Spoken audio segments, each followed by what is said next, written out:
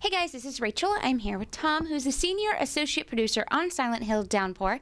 We just got to check out some of the game, and I was curious to what your thoughts are what makes Downpour a Silent Hill game.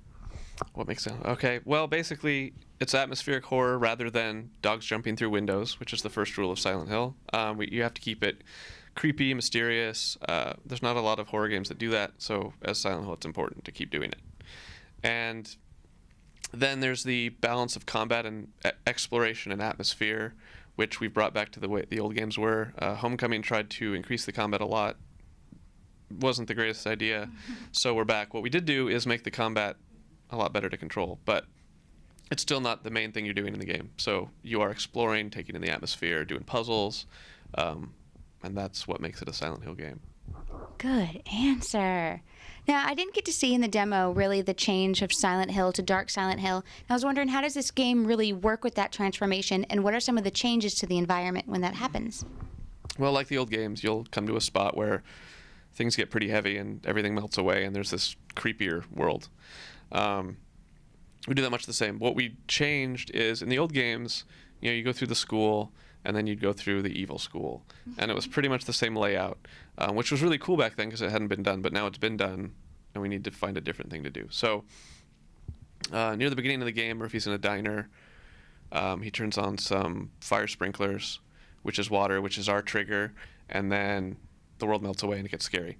Rather than have him go through the evil diner, the otherworld transformation there, you're still in the diner, you'll still recognize things that indicate the diner, but it's a totally different layout. It goes all over the place. It's just this nightmare, creepy landscape, fever dream, whatever you want to call it, where the player won't know what's going to happen, and the gameplay in the other worlds can change from moment to moment. You shouldn't know what's around the next corner. So we really wanted to amp up that aspect of Silent Hill to be something that, the modern consoles can provide. Now, as we're talking about locations, I know that Silent Hill Downpour takes place in a previously undiscovered or unexplored by us gamers location of Silent Hill. Does that mean no hospital with no sexy nurses? There is no hospital and there are no sexy nurses. No. But haven't you fought enough sexy nurses? Never. Downpour's in the southeast area of Toluca Lake, so, it's across the way from Silent Hill 1. It's next to Silent Hill 2. You'll see, streets and landmarks that you'll recognize from the old games, but we don't go back to the school or anything like that. With no sexy nurses, what about Pyramid Head? Please tell me he'll make an appearance. No, there's no Pyramid Head. No Pyramid Head in a Silent Hill game? Why? What was the decision behind that? Well, you see, Pyramid Head only belongs in Silent Hill 2 because he's a specific manifestation of James's guilt and remorse. That said, he's become this iconic creature in the series, and then the danger becomes, well, people expect him. He was in the movie. He's really cool. Let's use Pyramid Head.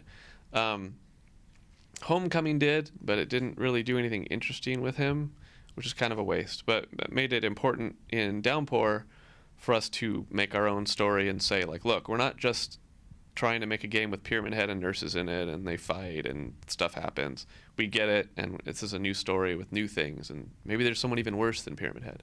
Mm-hmm. But people who do want to see Pyramid Head can play Book of Memories, which integrates creatures from every Silent Hill, and there's plenty of Pyramid Head for everybody.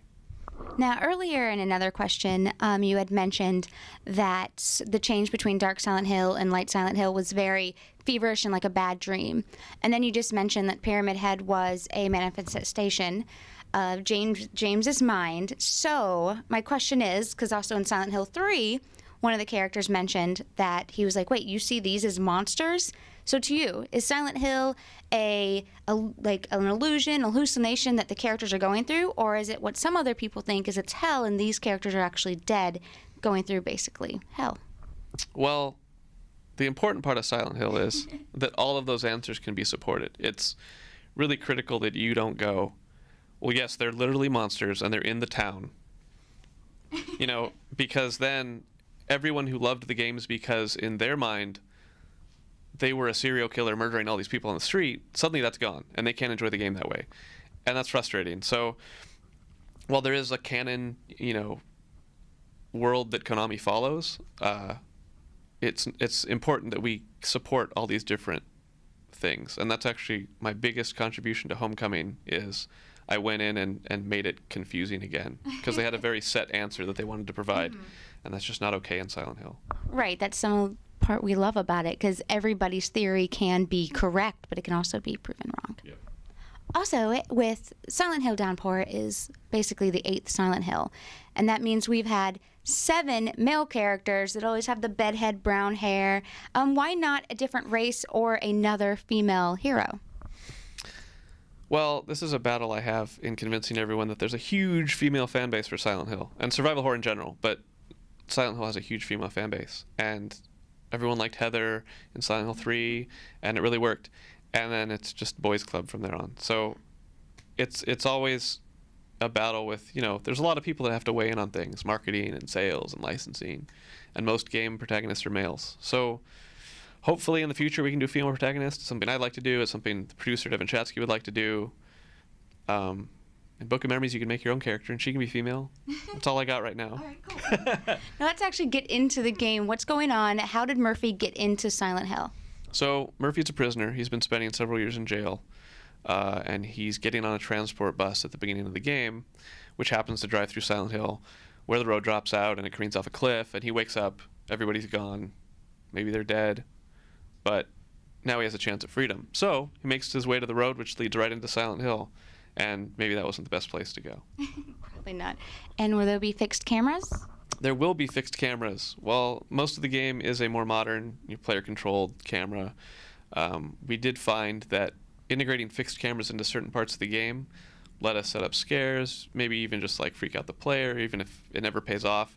Just it lets us provide a new view on things. So we did integrate them in key moments. And lastly, can you talk about any of the new monsters we'll be encountering? There's a bunch of new monsters. There's the Screamer, which you fight early on. She can scream at you, which disorients Murphy. She can attack with her claws. We have some other creatures that may be more than one being that you have to deal with. That's all I'm going to say. But all new creatures. No nurses, but cool creatures anyway. Awesome. I think we covered pretty much all of it. And when can we expect this game to come out? Silent Hill Downpour is coming for PS3, Xbox 360, and it's coming on March 6th of 2012. Perfect. Thank you so much.